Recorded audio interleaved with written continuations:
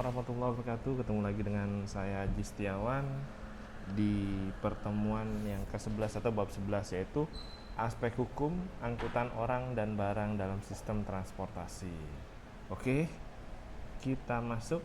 Di sini ada 11 subbab ya, teman-teman.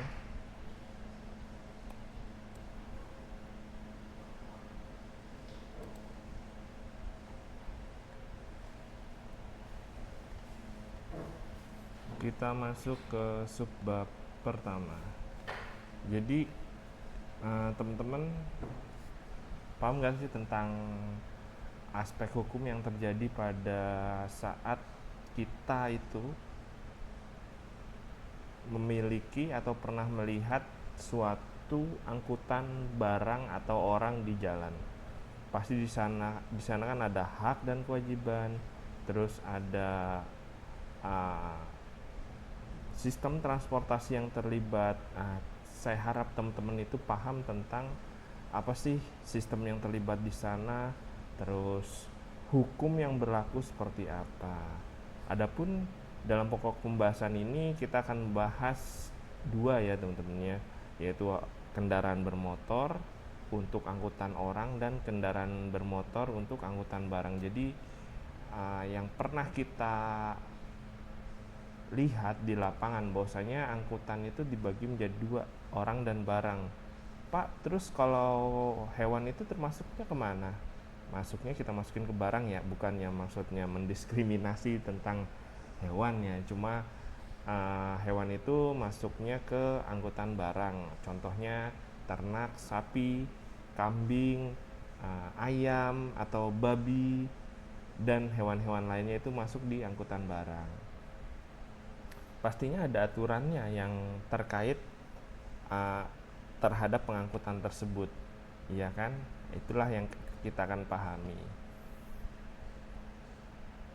Dan diharapkan teman-teman ini mampu dan memiliki kemampuan menjelaskan mengenai regulasi apa sih, regulasi kendaraan bermotor apa sih yang terkait tentang angkutan barang dan orang, dan mampu menilai kaidah hukum atas kendaraan bermotor.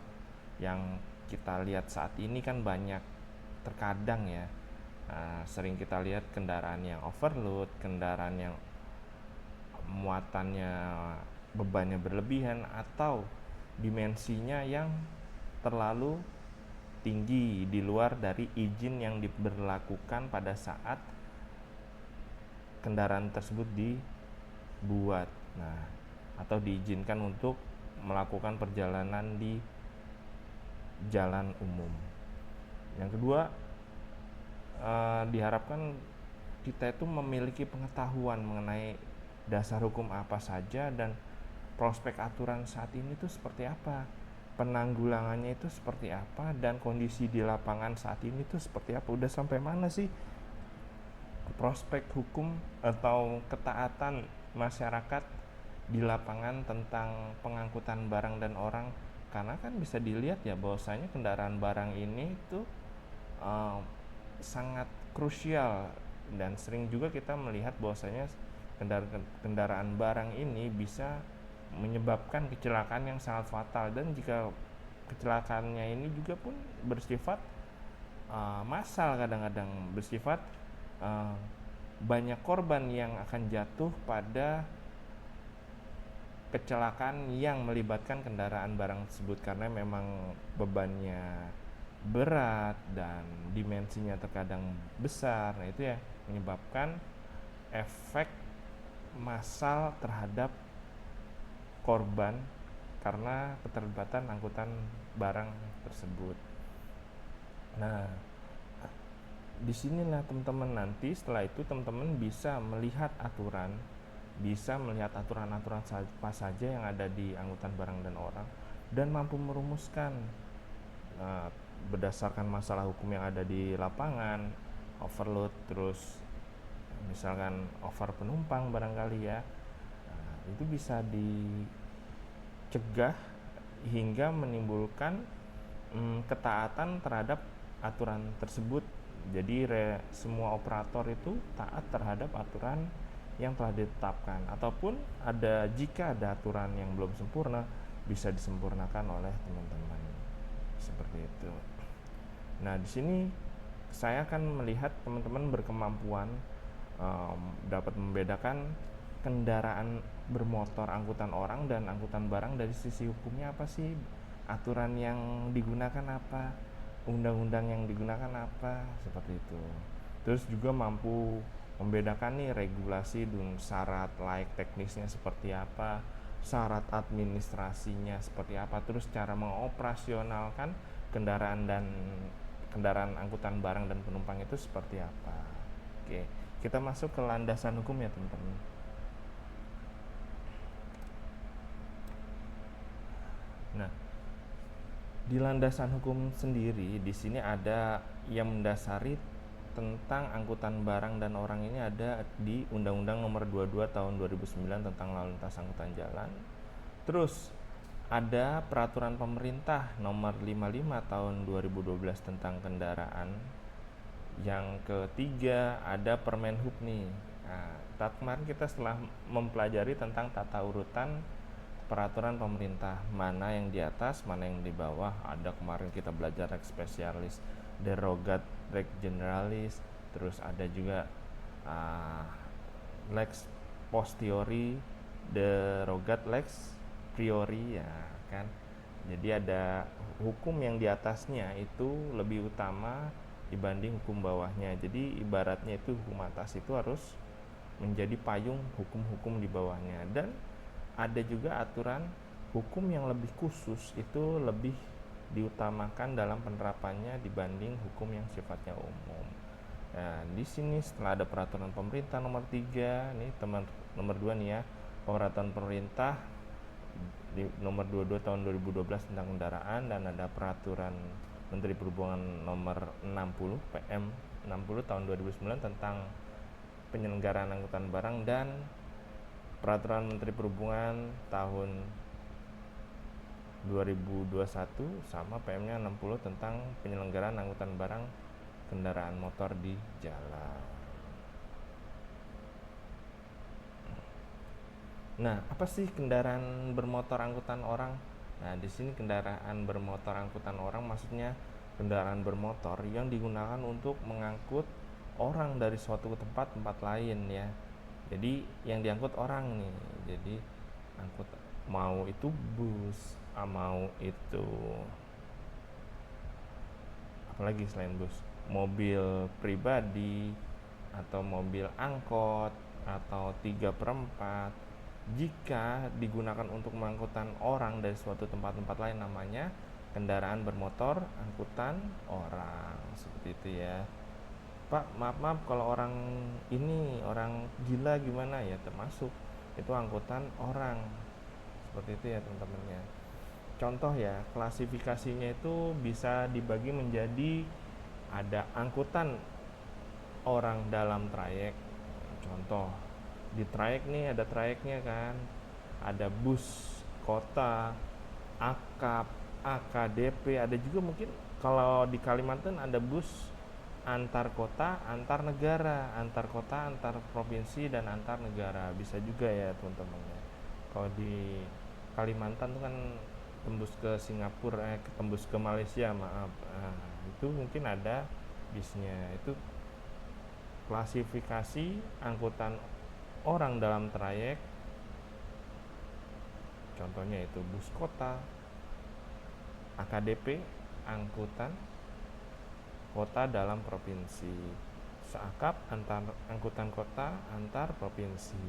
Mungkin nanti ada akap AN, akap AN, angkutan kota, angkutan provinsi, angkutan negara, bisa jadi antar negara, antar kota, antar provinsi, antar negara, sorry.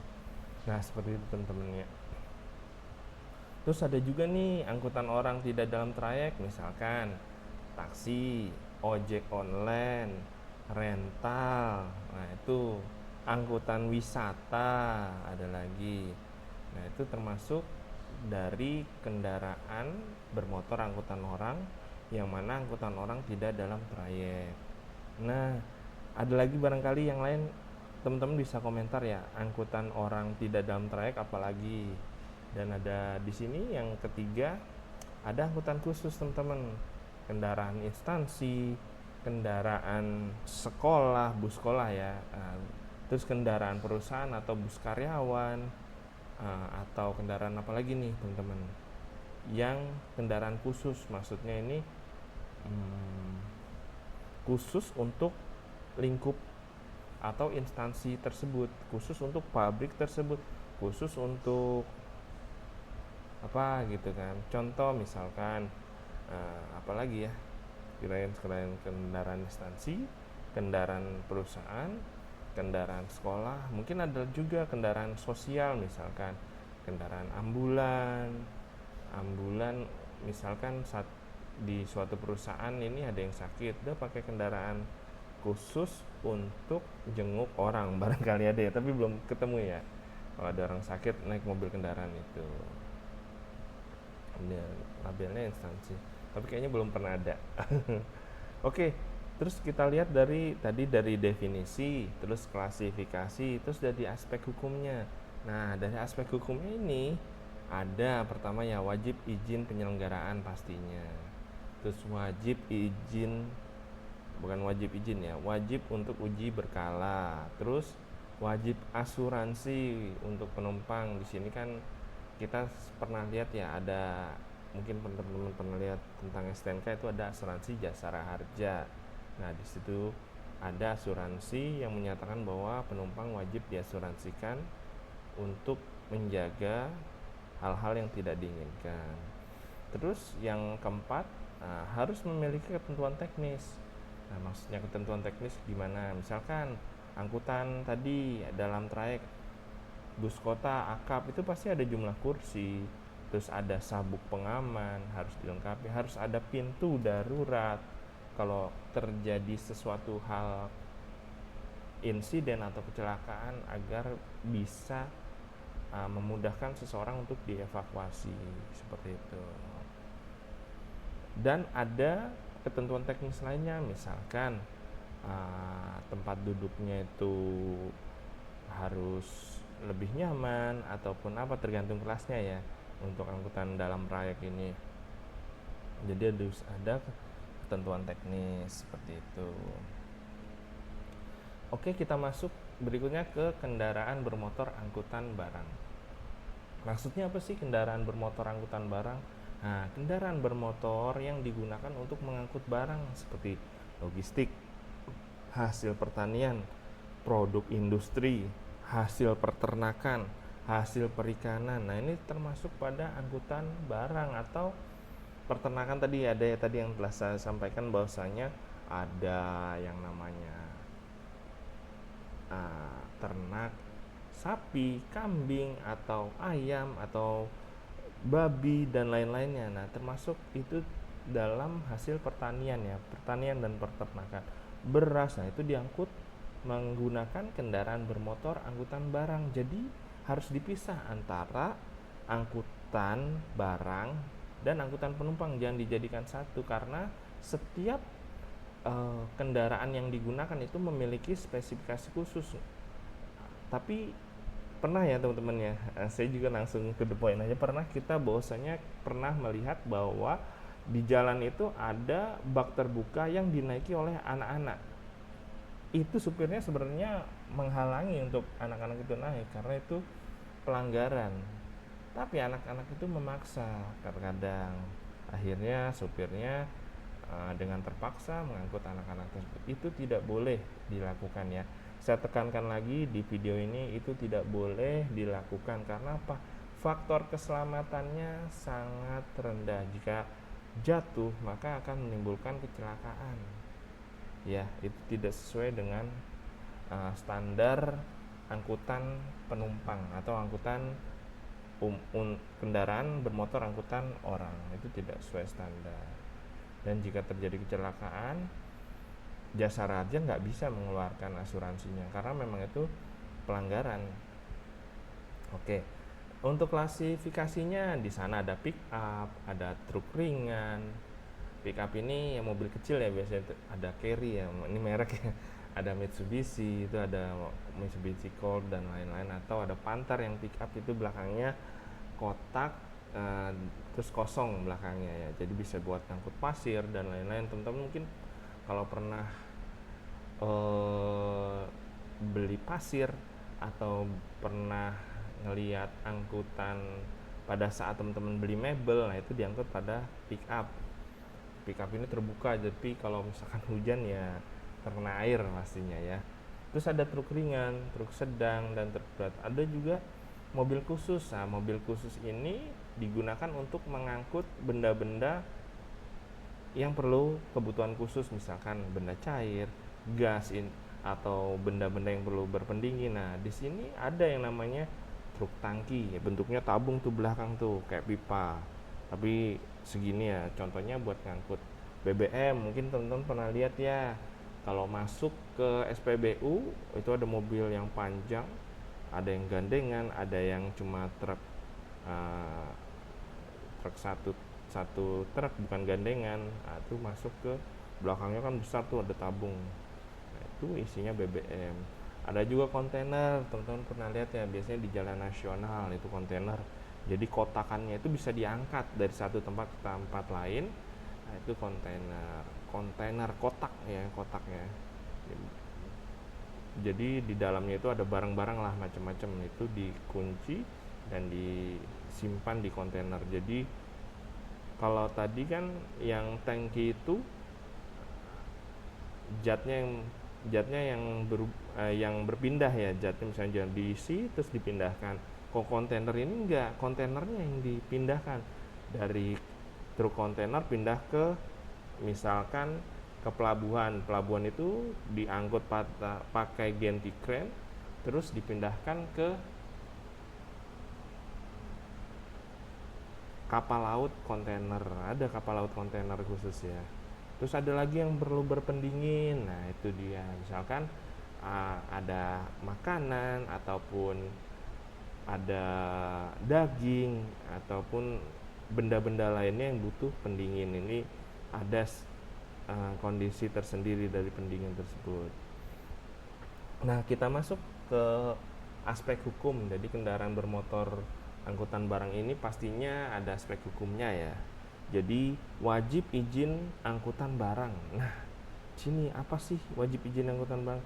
Harus memenuhi syarat teknis, administrasi, dan kendaraan muatan. Adanya jumlah batas JBI, jumlah berat yang diizinkan, dan ada JBB, jumlah berat bruto. Nah, jadi JBI itu jumlah berat yang diizinkan dan jumlah berat bruto. Nah, jadi ada batasannya teman-teman ya. Terus wajib pengaman muatan dan pelindung sisi kendaraan. Misalkan jika sesuatu terjadi, misalkan jatuh ke samping, misalkan tangkinya itu nggak langsung menyentuh jalan, maka ada pelindung untuk agar tangki itu yang jika jatuh itu tidak langsung mengenai jalan hingga merusak tangki tersebut. Diharapkan pas saat jatuh ada pelindungnya, jadi kerusakan tangki tidak terjadi, yang mana jika tangki itu rusak maka isi yang ada di dalam tersebut akan keluar.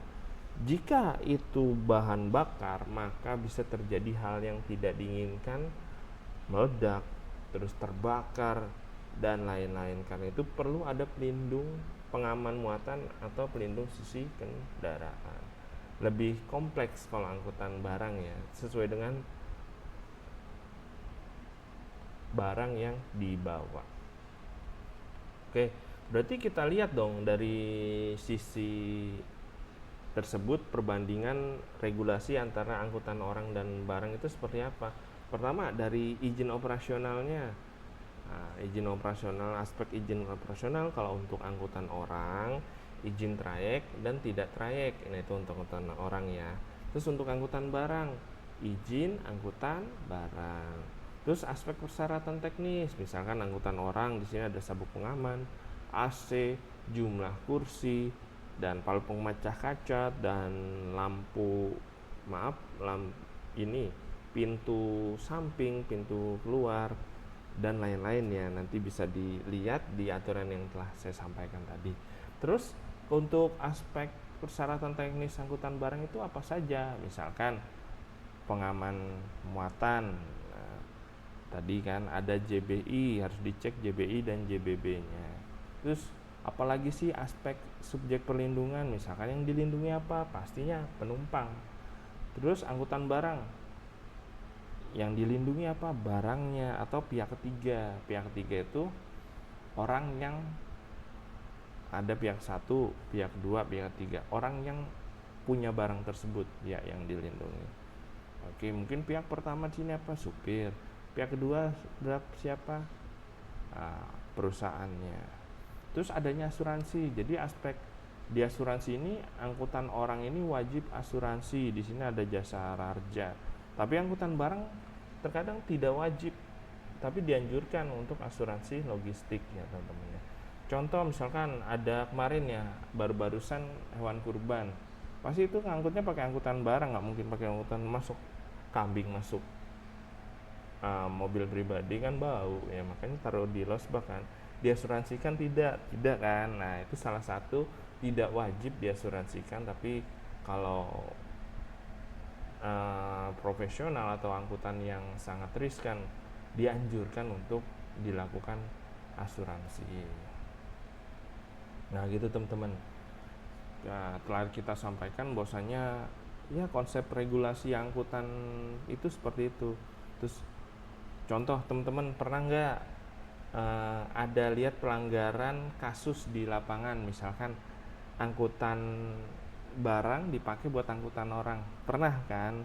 Yang tadi saya sampaikan bahwasanya ada di suatu tempat anak-anak itu atau anak-anak SMA atau anak-anak SMP nyegat mobil untuk naik numpang kendaraan tersebut. Nah itu sangat bahaya secara keselamatan di jalan ya teman-teman. Ada lagi nggak teman-teman kira-kira pernah ketemu kasus apa aja nih di lapangan tentang angkutan orang dan barang? Angkutan barang, teman-teman pernah naik bis? Pernah naik bis ya. Terkadang bis itu dititip, ada beberapa bis yang di atasnya dikasih motor pas lebaran, contohnya ada di rooftopnya. Di rooftop itu dikasih kardus-kardus, terus diisi plastik. Nah itu pelanggaran juga teman-teman. Angkutan penumpang dipakai buat angkutan barang, itu pelanggaran juga, tidak boleh. Oke, gitu teman-teman. Banyak ya di Indonesia ini, di negara kita ini masih banyak pelanggaran yang terjadi dan bisa kita cari contoh. Bisa juga nih ada truk overload di jalan, dampak hukumnya apa sih? Pastilah melanggar aturan. Terus angkutan online tanpa izin resmi, itu seperti apa aturannya? Bisa dicek. Kira-kira angkutan online ini bermasalah nggak sih secara hukum? Silahkan teman-teman cek. Terus kecelakaan angkutan umum karena pelanggaran teknis pernah ada nggak di jalan? Silahkan dicek. Oke. Dari hal-hal yang telah saya sampaikan, tolong teman-teman buatkan agar lebih paham ya tentang angkutan barang. Buatlah kelompok nih ya teman-teman, buat kelompok, terus buat perbandingan detail antara angkutan barang dan angkutan orang, itu seperti apa ditinjau dari regulasi teknis, terus aspek hukum dan resiko keselamatannya seperti apa ya. Ini biar teman-teman lebih paham tentang angkutan barang dan orang ya. Terus kalau bisa ini kerja kelompok, tolong teman-teman buat simulasi pengajuan izin operasional angkutan barang secara prosedural seperti apa. Nah, tahap-tahapan teman-teman jadi pengusaha angkutan. Nah, silahkan dibuat. Oke, demikian dari saya Haji Setiawan. Apabila ada pertanyaan silahkan di kolom komentar. Kalau ada sumur di ladang boleh kita menumpang mandi. Kalau ada umur panjang boleh kita berjumpa lagi. Saya Haji Setiawan. Sekian, terima kasih. Assalamualaikum warahmatullahi wabarakatuh.